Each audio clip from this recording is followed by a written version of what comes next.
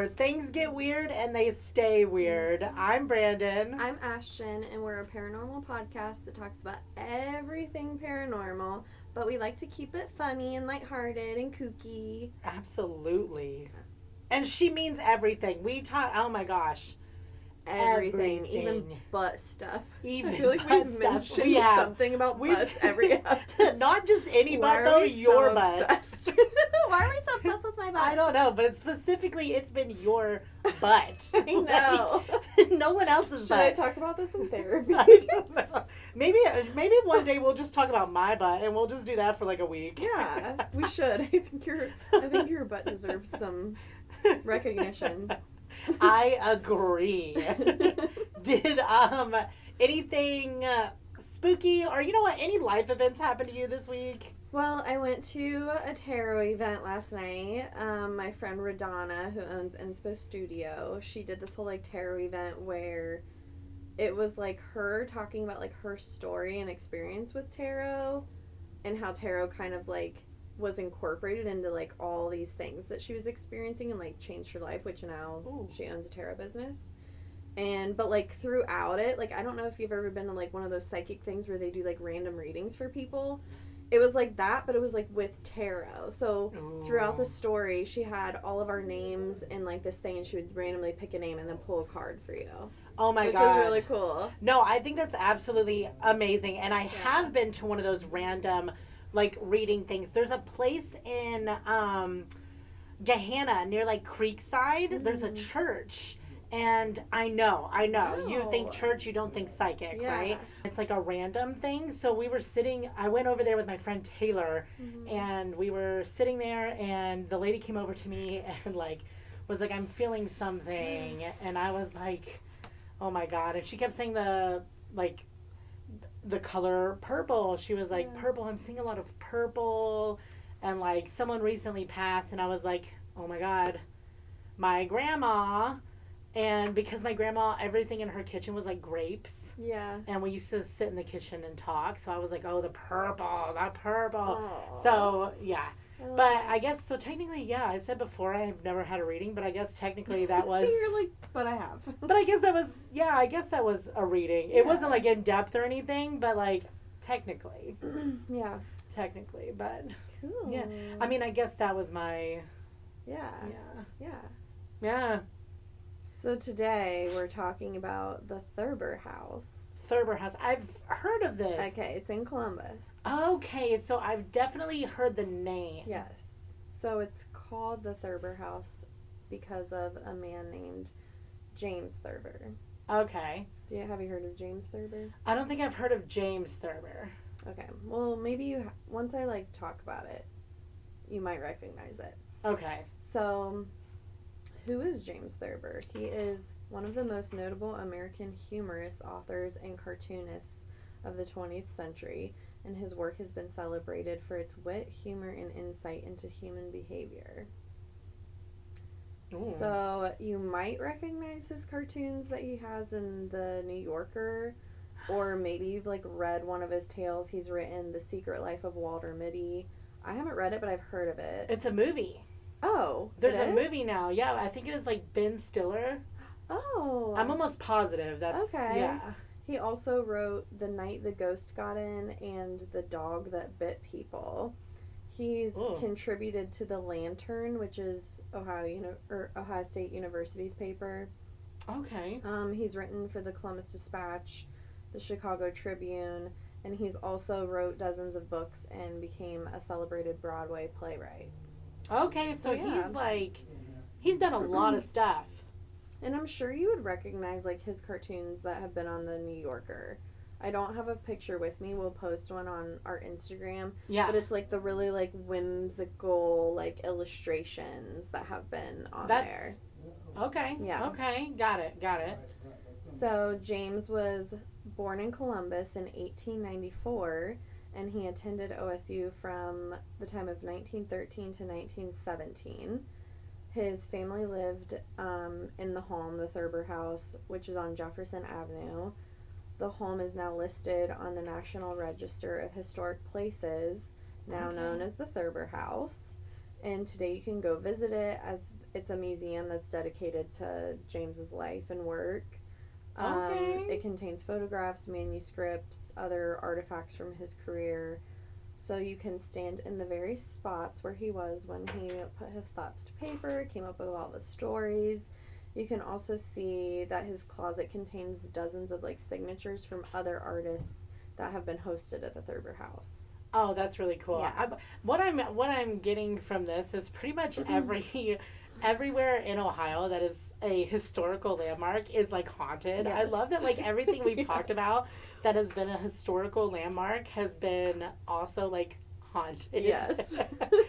And so now I'm just like, okay. It's Yeah. like in this area too. Yeah, you said Jefferson? Jefferson Avenue. Yeah, which is not like literally Yeah. yeah. Not far. Oh yeah, you can also go to the Greenlawn Cemetery where you can pay your respects to where he was buried. And then they also have a new monument called the Muggs Monument, and it was the family terrier dog that inspired his short story, The Dog That Bit People. They have like a monument there for Aww, it. Yeah. like a little dog monument. Yeah. Oh, that's fun.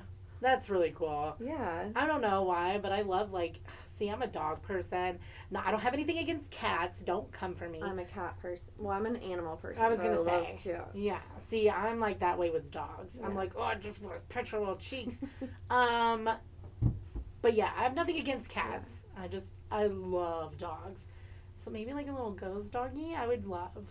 Well, yeah, and it's like his dog is kind of like also famous. Like, I you know know. a story about him. I know this dog's like, yeah, Yeah. bitch. I'm What a life. that bitch. What a life. So, a little bit specifically about the Thurber House, because the house itself has some history. Okay. So, the house hosts events like readings, lectures, workshops, everything related to literature, and it also provides educational programs. They offer in-house residency programs for emerging authors in adult and children's literature. Okay. The Thurber House is located at 77 Jefferson Avenue in Columbus, Ohio. They accept visitors on Tuesdays, Thursdays, Saturday, and Sundays from 1 to 4 p.m. And they have free guided tours on Sundays, or you can do a free self-guided tour during the week when you visit. So if anyone wants to go visit, you can. Oh, so they'll like walk around with you and like Mhm. tell you all about it. Yeah, on Sundays. If you go Okay. during the week, you just You take do it yourself. around. Yeah. Yeah. Oh my god, after you tell me this story, I'll be like, okay, we know everything. Let's just go. I know. But we'll be like, we don't want to know about James Thurber. We want to know about the ghosts. Yeah, can you just talk to us about the ghost, please? Yeah. And they're like, no, you gotta hear the whole story. We're like, not interested. Yeah. So that's the history about the Thurber family home, but there's also a little history about the land that it's on. Oh no, I hate haunted land. I'm over it.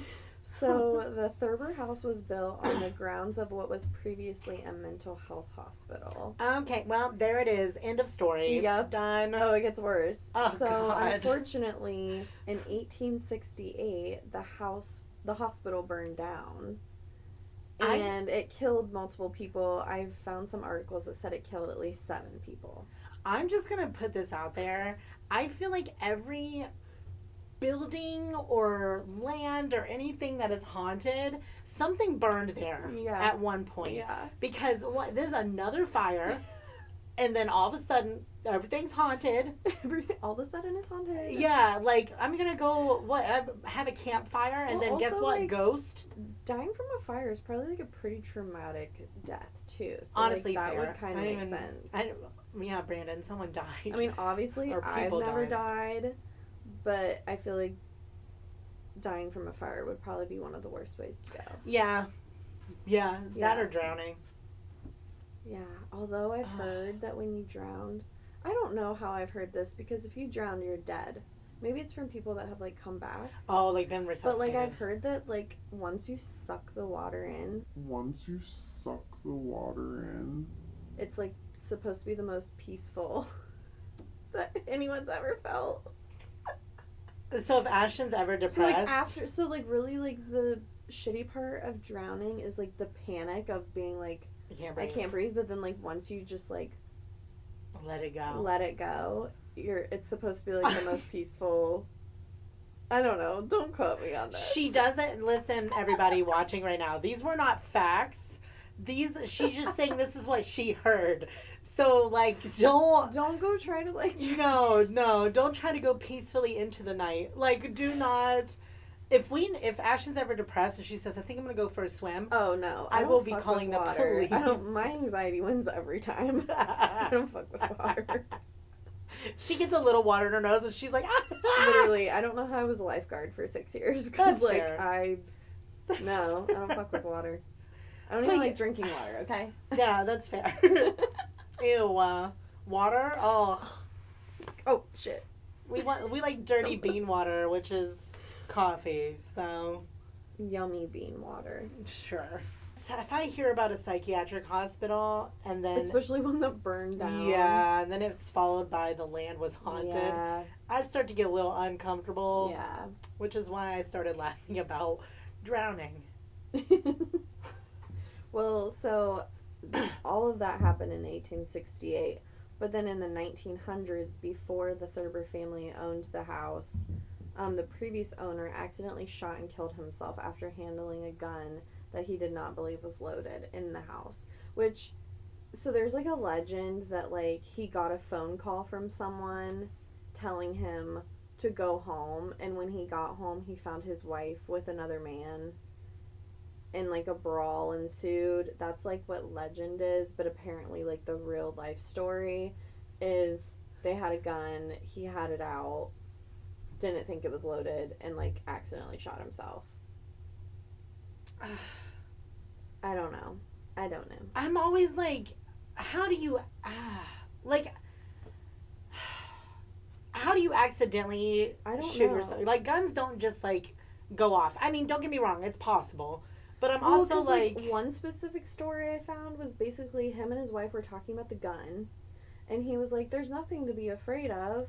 It's not loaded." There it is. And then held it up and pulled the trigger to prove it wasn't loaded. So then I think there also might be, like, I cannot confirm this, but I think because of that, there's rumors that, like, did he accidentally kill himself, or did his wife kill him? Right. That's what I'm thinking, because it sounds to me like she was like almost like, no, like, prove it, like there's no. I don't know. There was like some like mixed stories about that. This is all but speculation. Regardless, a man died in the home. Yeah. Don't ever assume a gun is not loaded. Yeah. Ever. Don't ever assume. Yeah. That a gun is not loaded. But because of all of the history of the home and the land, that's kind of where the home gets its like paranormal reputation. Okay. And Thurber himself has even claimed to have an impactful supernatural experience in the home. So basically, like, people that have experiences like to this day, is it related to the mental hospital that burned down? Is it related to the guy that accidentally killed himself? Or is it related to the Thurber family? Yeah. Like, it was haunted when James Thurber was alive, still haunted today. He had such like an like impact on the house itself, like the history of who he is as a person. Yeah. That, like, maybe he's also like haunting it. So I mean, I'm definitely, just because it's me, I'm definitely gonna speculate that it's the psych hospital, the mental health hospital. Yeah, I mean, that was definitely like the most dramatic. Yeah, because like I feel like if James or anyone in his family is haunting it, it would be more either like a residual haunting or just like his attachment to that place because of his success. Right, like he might still be there, but it's not because of like anger or anything. He's there because that was a lot of special things happened for him there. Yeah. Yeah, but I definitely now I'm like, I think there's definitely angry ghosts there too. We'll see. But so paranormal activity was first reported in a writing by James Thurber in one of his earlier humorous stories entitled "The Night the Ghost Got In." Okay. Describing the paranormal incident that one of the spirits that James and his brother William and his mother all experienced. Together? Like at the same time? Yeah. Oof. And the same occurrence happened to other renters of the house over the years before and after the Thurbers lived there. which also caused people to like find other housing because of their experiences. Ew, Yeah. I will say, if there's like 3 people together and they all say like, we all witnessed this at the exact same time, that's a little harder to debunk than just one person saying, I saw a ghost. When you have like 3 people that are like, this, we all witnessed this, I'm more likely to be like, it wasn't just him alone writing in his room. Yeah. And like, I'm an artist. Artists can be a little a little out there with their thoughts sometimes. See, I would be like, they're not lying. I trust them. I'd be like, yeah. So, apparently the man who killed himself in the house has been described by other writers who have stayed in the home. They see him, like, in the attic, which is where a lot of, like, people stay. Like, there's an apartment up there where people will stay. He's been seen as, like, a large, overweight, somewhat stooped black torso shadow is how he's described. And he's been seen by residents and Thurber himself passing by the second-story window. Ew. Blocking out the hallway light. So basically you'll, like, be there and you'll just see, like, a black mass, like, block the light. And, like, that's kind of it. Whoa. Like, he, like, the light's not, like, through him? No. That's intense. Yeah. Like, that's, like, a full body. Yeah. Like, that's a full apparition. Yeah. And how they know it's the man that killed himself, I don't know. Maybe because he's large and overweight. Maybe that's what the guy looked like. Oh, my God. They're literally like, it's that fat ass. Literally. They're so like, rude. oh, it's him, the guy that killed himself. They're like, yeah, he's fat. He's, like, fat. Yeah. Here we go, fat shaming people again. Oh my gosh. Yeah, like, oh my God. They're like, that ghost. Seeing a pattern in the paranormal world. I know. No. Someone's like, how do you know it was him? And he's like, because he's fat. And the ghost is just like, damn. Oh my God. Also, you know what? When I die, if I don't get the choice to like lose weight, I'm going to be pissed. You mean I got to be fat and dead? Oh, that was definitely Brandon's ghost. Yeah, they're going to be like, that was Brandon. Did you hear that high-pitched tickle me Elmo literally, voice? I'm just imagining like you laughing as a ghost. Yeah, and it just be Tickle Me Elmo. Everyone's like, what, is your house haunted by Sesame Street? And it's just me like, ah! It's so rude. Oh It's so true though. How do I scare people too? I'm just like, Bill. Bill. Oh my gosh. Like, gotcha. I love that. Yeah. I love it. Well, now you know what to expect. There was another writer named Toby that stayed at the house, and his dog was with him, and he was down on the first floor at night, and like things were quiet, but while he was in the parlor, his dog began growling and staring at an unseen presence sitting on the velvet couch. This is why I need a dog. This is why I need a dog. I know, but like, would it scare me? If his dog wouldn't have been with him, would he have actually known? Or does the dog make it more scary because the dog is like, there's something there and you're like, I don't see it? No, because I can almost guarantee, even though he probably never saw anything, he probably would randomly, and he didn't talk about it because he's like, it's not that big of a deal, it's just in your head. He would probably get that feeling like randomly where someone's like watching him, you know, where you're like, there's no one there, but you're like, you just kind of give it like a look around. Like feel like something's watching. Yeah, and then you tell yourself like, Brandon, like, chill out, you're just being paranoid. Yeah. Like, I hate that feeling. So having a dog, like, at least do that. I'd be like, can you just leave me alone? I mean, I would want the dog because, like, it would at least, like, acknowledge that, like, That's I'm the not thing. being crazy. Yes. But then I'm also like, okay, if the dog wasn't there, would I be as scared? Because now it is being solidified, which makes it even scarier. That's true, but then that would just be my opportunity to be like, just leave. Oh, you're just gonna be like, stop. Yeah, I'd be like, could you quit being an idiot? Like, I'm over it. No, you wouldn't. I would. You would be so scared. I mean, if I didn't have the option to move immediately, then I'm just gonna have to be an asshole. Like, that's the case. Like, if I can't move immediately and I don't have the means, then yeah, I'm just gonna be like, can you fucking? We both have to live here. Can you fucking not? So, do you think you would be more fight, flight, or freeze? At first, flight. After that, when I can't move, fight. It's on. Oh, you think you're just going to push me around? We're putting up barriers. My dog's growling at the corner, handful of salt. Oh my god. You know, just like holy water. Like, bitch, I'm not playing around. This is my house, not yours. Well, it wasn't his house. He was just visiting. I don't care. I would, yeah. Oh my gosh. So, to this day, there's still been, like, no official, like, paranormal investigation group that's been, like, allowed in the Thurber House. Ew. I don't know if just no one's tried or if they're straight up just, like, we're not doing that shit. I think it's, I mean, I get that aspect because they're kind of like, we don't want to be considered a, like, circus or whatever. Yeah, like, they, like, want to keep James Thurber's memory alive. They don't want it to turn into, like, just a paranormal house. You think that would bring more money in? I don't know. I guess they don't want to scare people away, maybe. Yeah.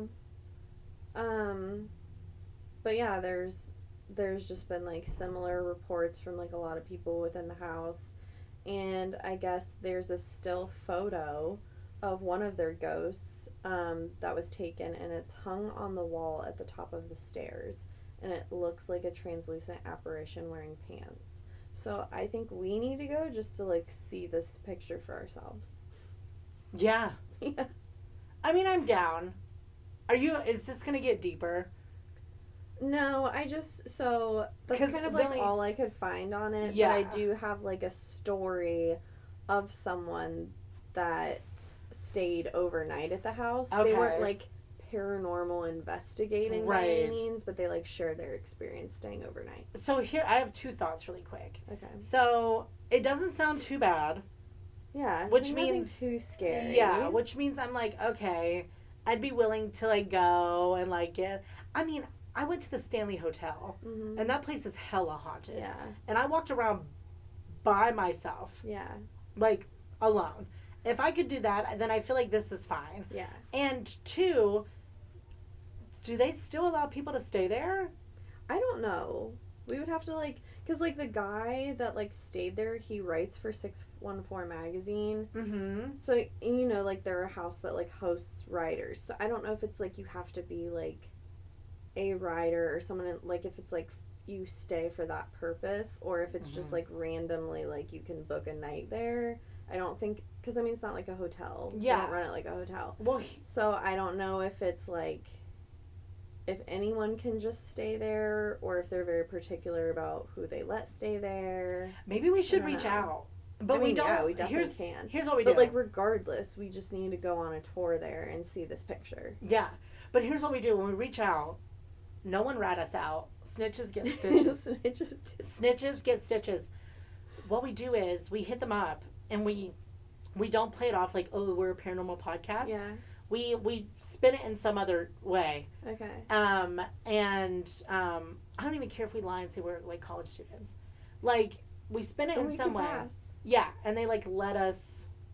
I have ideas. I'm not gonna give them away, but if you rat us out, I'll find you. But yeah, just throw that out there. If you rat us out, we're calling you out on the podcast. Absolutely, I'll find out your name and I'll ruin you. Me acting like I actually have power. I'll just beat your ass. And then they're like, we don't give a fuck. I have nothing to lose. I'll just fight you in the streets. Me getting arrested. We can make it a podcast episode. But I would want to like ask like workers and stuff there, like if they've had experiences. Yeah, I agree. I'm down to do it. Yeah. Season 2, stay tuned because all this stuff is coming to life. Okay, so I found a story written by Jack McLaughlin. I think that's how you say it. McLaughlin. It was written in the October issue of 614 magazine in 2022, so like pretty recent. And he stayed alone in the Thurber house for a night and documented his experience. Ooh. So I'm going to read it. Okay. So he writes, First impressions, 7 p.m. I arrived at the Thurber house just as the sun was settling. Oh. The first thing I think anyone will notice about the home is the strangeness of its location. Thurber House and Thurber Center, which is next door at 91 Jefferson Avenue, sit at the northern end of Thurber Park, And while it's located directly off Broad Street in the Discovery District, the house and even the park feel totally isolated.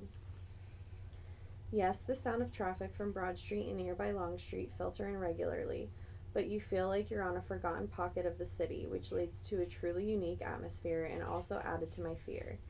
After receiving a quick tour of the home and museum and storing a few things I'd brought up to the third floor apartment where I would sleep, the first thing about the interior that stuck out to me was its size. Yes, the house is 3 floors, but it's also longer than it is tall. It essentially occupies the entire plot of land between Jefferson Avenue and North 11th Street. So this house is long. Yeah. So that means, like, the halls are probably Oh, no. long. I hate a long hallway. Me too, because, like, if a ghost is coming at you, they're so long for them to walk, so it just feels like a forever experience. Or if you're trying to run from a ghost, you have to run down such a long hall. Not even that, but, like, you walk out of a room and you look down the hallway and say there's something at the end of the hallway. Yeah. And you're just, like, you're locked in. Yes. You're staring at each other and you're just like, okay, do I see what I see? Yeah. Or is my brain lying to me? Yeah. I'm sure as hell not going to get closer, but also I'm like, yeah. I like hate long halls. I hate long hallways. Same. Hate them. So then he writes, Hate. exploring Thurber House at 7:30 p.m. Ooh. As I mentioned earlier, Thurber House is a museum.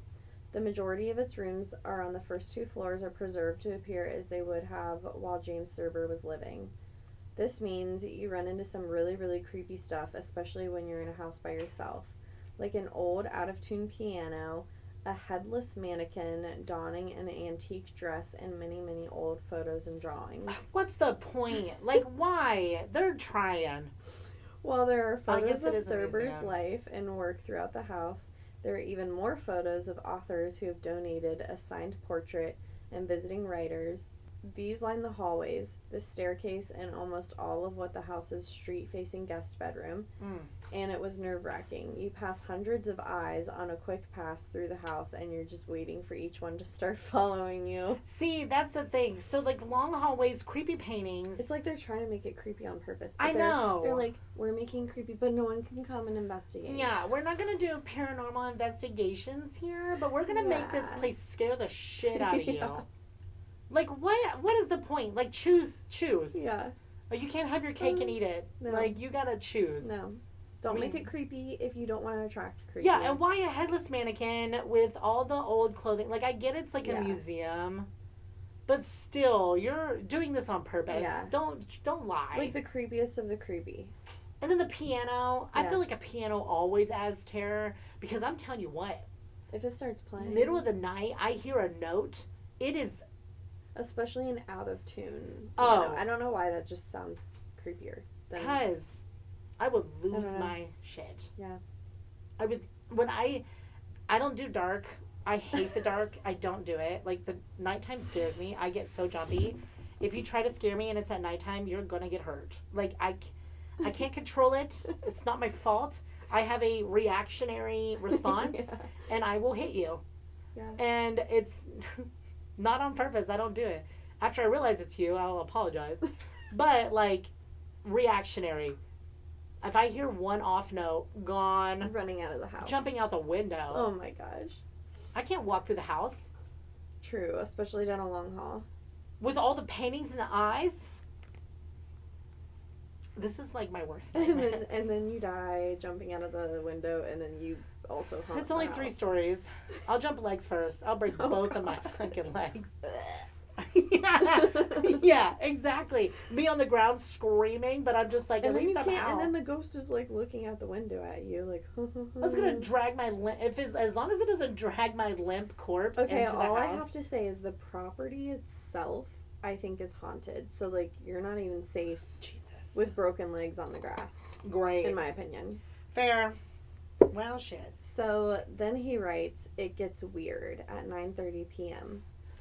After exploring for a while, I spent most of the night on the 3rd floor in the apartment where visiting writers also stay during their residencies. I did hear a few strange one-off noises from the first floor, but these could have been any number of things, especially since I was unfamiliar with the normal moans and groans of the house. Shortly after this, though, is when the only real unexplainable part of my stay took place. The third floor consists of a long, narrow hallway that opens up into a living space and kitchen with adjoining bedrooms.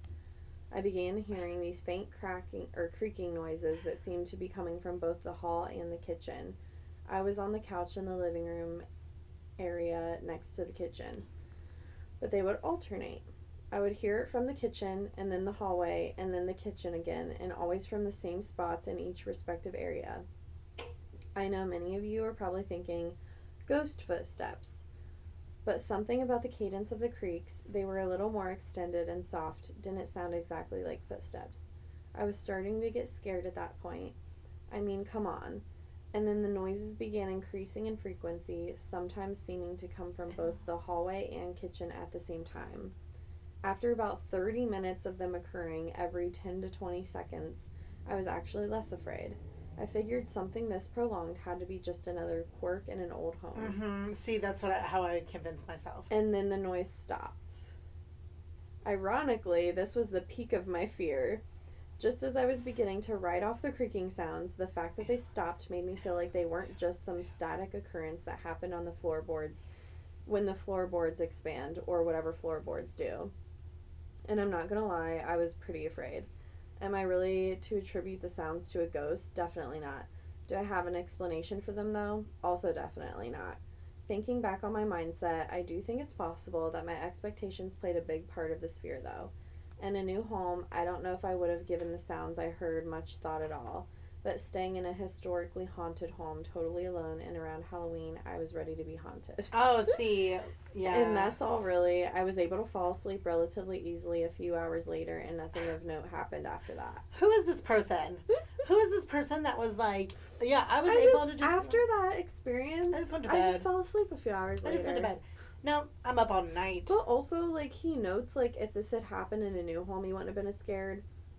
I still would have been scared. Because, like, right, it's an old home, I feel like, would be more likely to have creaks and sounds than a new home. I agree. So I would have done the same rationalization. I would have been like, okay, there's creeping sounds. It's probably just the home settling and everything. I would have done the same rationalization. Mm-hmm.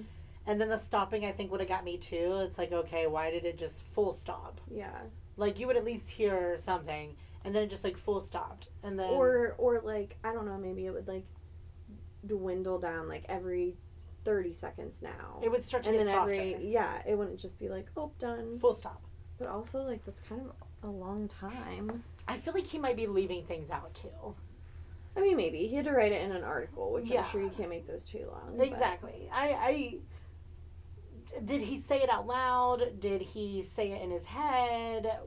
That's the thing, you know? Like, if I was out loud and I was like, Brandon, it's just I imagine the house. he said it in his head. You think? Because he was alone. No, I talk out loud to myself. Maybe. Especially when I'm trying to rationalize. I will literally vocalize. I'll be like, Brandon, it's just the house. I feel like, though, like, if I was in that situation, like, I talk out loud, but if I thought maybe a ghost was there, I think in my head I would be hoping that, like, the ghost doesn't know that I'm here. So if I talk out loud, will the ghost be like, someone's here? Yeah, see, I'm an idiot. I'm an idiot, and I'm knowing me. I would be like, stay as quiet as possible, Ashton. Maybe the ghost doesn't know that you're here and you exist right now, and they're just, like, living their life. I can tell you, though, like, straight up, there's no possible way that happens, and then I'm just like, I think I'm gonna go lay down. Oh no, definitely not. Even just knowing the place is haunted, I'm not sleeping. Period. Even if nothing happened to me, I'm not sleeping. I might be able to eventually fall asleep, but it's not gonna be one of those situations where I lay down and I try to fall asleep. The situation is, I'm sitting in bed and I'm like, I'm watching until my body just gives out. Yeah. You know what I mean? I'm not, like, going to lay my head on the pillow, roll over on my side, and be like, just go to sleep, I'm not doing that, because there's no way it's going to happen. But I'm going to exhaust myself. I'm going to be pacing. I'm going to be walking around. I'm going to be exploring. I'm probably just going to be scrolling on Instagram pretending that everything's fine. Yeah. Like when you're watching TV and you just fall asleep. Yes. That's the situation. I'm going to be on my phone and then I just happen to fall asleep. Lights on, by the way. We're not sleeping in the dark. No. There will be no lights off. No. And people are like, I can see it now. People are going to be like, well, I can't sleep if the lights are on. That's the point. Yeah. You're not sleeping. Yeah. Yeah, that is the point. If the ghosts are up, I'm up. Exactly. No, thank you. Yeah. Oof. So yeah, nothing I would say malevolent. No, I couldn't find any stories that seem like no one got scratched. Yeah, like no one's like intentionally trying to scare anyone. Yeah. But I mean, except for maybe like the black figure, but like. But even then, it's not. It just moved across the window. Yeah. It's just, not like no one's ever been pinched, pushed. Yeah. That we know of. I mean, I definitely like don't like the idea of like a dog growling and barking. But I think dogs would do that if it was a good spirit or bad. I don't know. I do because, it's not that they necessarily see it. I don't think. I think it's they sense something that they can't see. So that's what like makes them feel aggressive. Mm-hmm. Like my mom's dog will growl at like a squirrel or something, but she won't like try to eat it. It's not out of anger. It's just like you're somewhere you're not supposed to be. Mm-hmm. Why are you here? I'm just letting you know, like I'm in charge. Yeah. You know, so the dog growling, I'm not like, oh, there's an evil spirit. The dog growling, I'm like, there's something. I don't know what it is. But I mean, obviously I'm going to be scared either way. But like, yeah, I don't think it's growling because of malevolence. They just growl because they're like, something's here and I don't know what it is. That's true. That's true. We just don't growl as human beings. Our reaction is, what was that? Right. We're just, if you ever come into my home and I'm staring in the corner, just, I need you to just be like, what is it, You know what's funny, though? Savannah, my little sister, when she was little, she used to growl at people. That makes sense.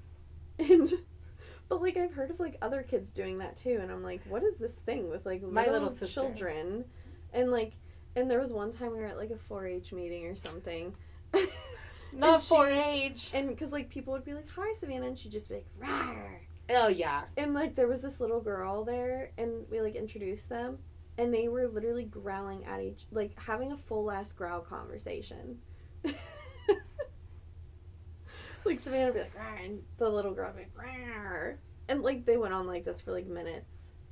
And I'm like, is this some, like, language that I didn't, like, hear about when I was a kid? It's not. It's psychosis. Kids are great. Kids are so weird. So weird. I mean, I was a weird child. I did weird shit. I wasn't a growler. I was a creepy kid, but I didn't. That's just when I was sleeping. Sleepwalking, night terrors, and. I mean, I had those things too. I wouldn't be.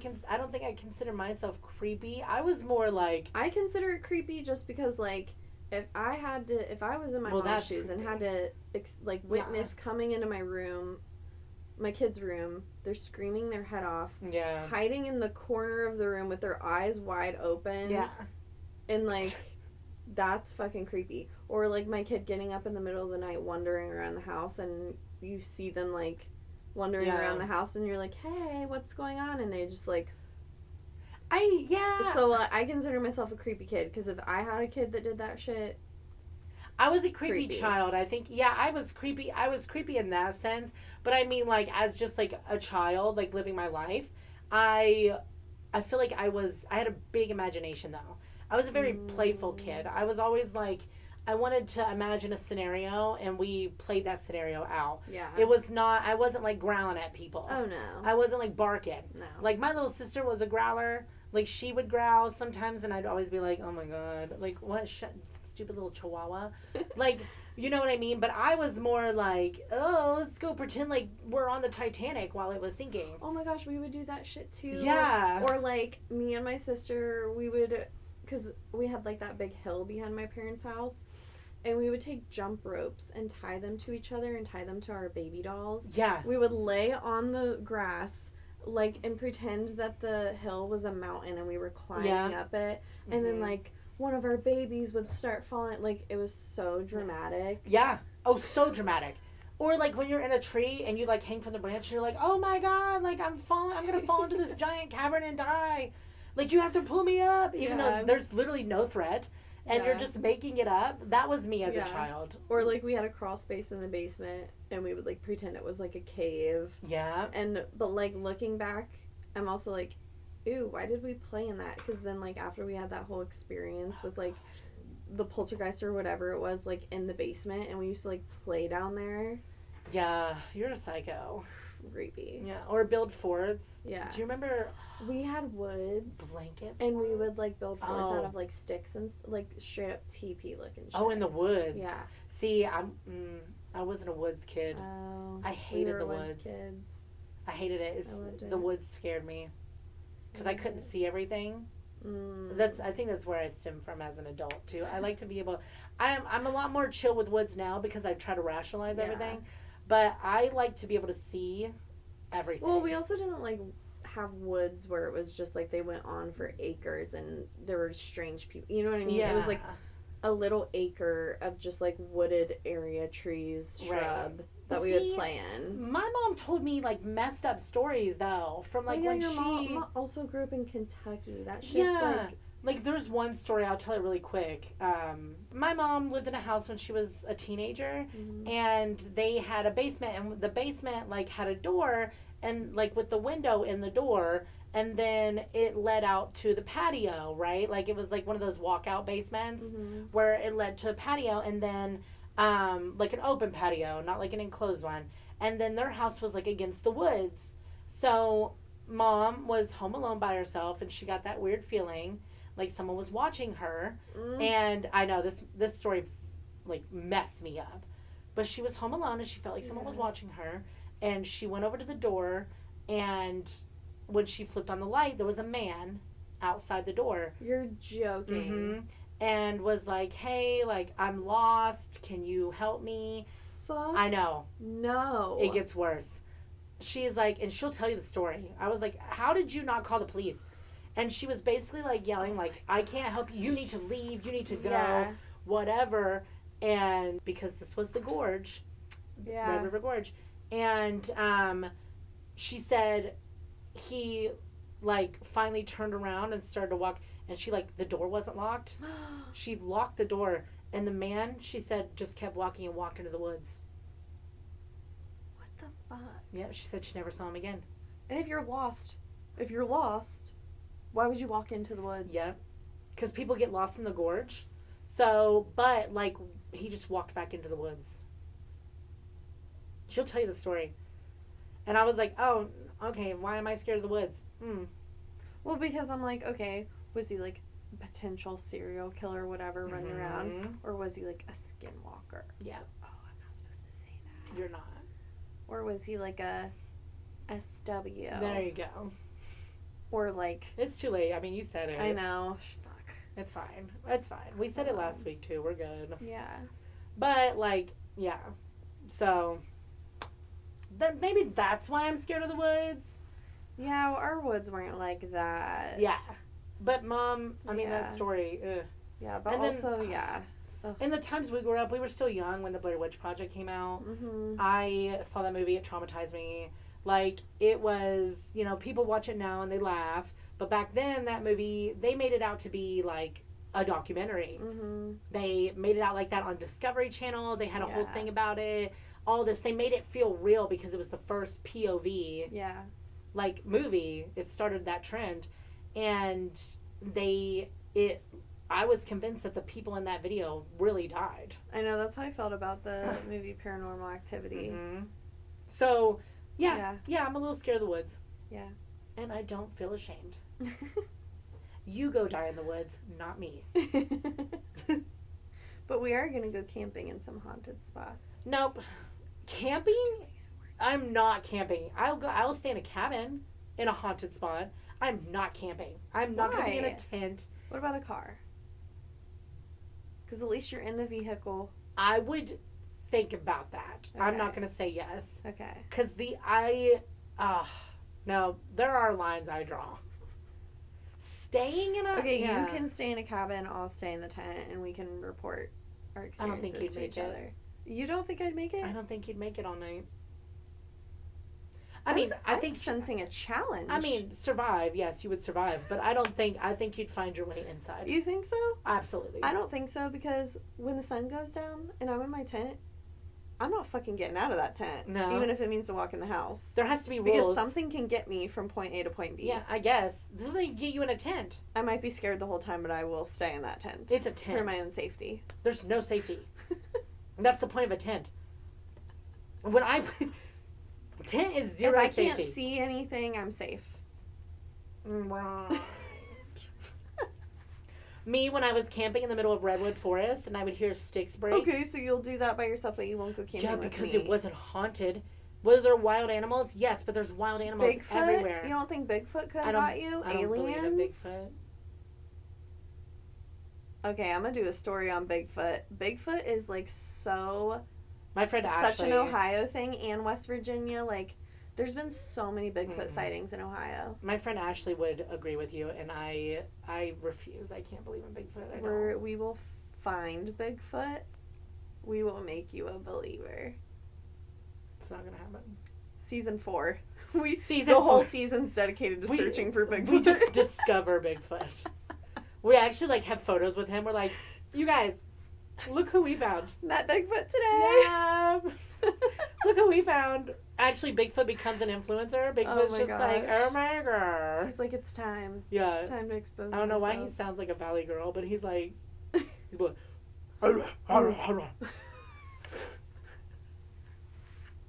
but he's wearing like a skirt and a cute top. Oh my gosh. Like, hey, Bigfoot. He's like, ah. He's a guest on our podcast. Yeah, he's like, we're like, oh, tell us more about that Bigfoot. Yeah, he's yeah.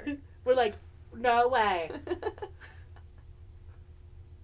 Okay, that's all I got. That's all I got. Yeah. Anyway, thank you guys so much for watching.